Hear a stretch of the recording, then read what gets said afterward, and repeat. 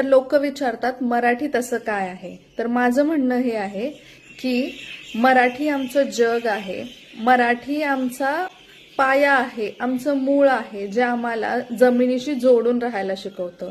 तर इंग्रजी आमचे पंख आहे, जे आम्हाला आकाशात भरारी घ्यायला शिकवतं. आईने दिलेली हाक म्हणजे मराठी, कानावर पडलेली गोड अंगाई म्हणजे मराठी. मराठी म्हणजे फक्त भाषा नाही, मराठी म्हणजे धार आहे. अन्यायाविरुद्ध पेटून उठणारी आग आहे, संतांच्या अभंगात विरघळणारी माय. कधी साखरेसारखी गोड वाटणारी, तर कधी शत्रूलाही धडकी भरवणारी तो. मराठी फक्त भाषा नाही, मराठी आमचा अभिमान आहे. आणि म्हणूनच म्हणते, लाभले आम्हास भाग्य बोलतो मराठी, जाहलो खरेच धन्य ऐकतो मराठी.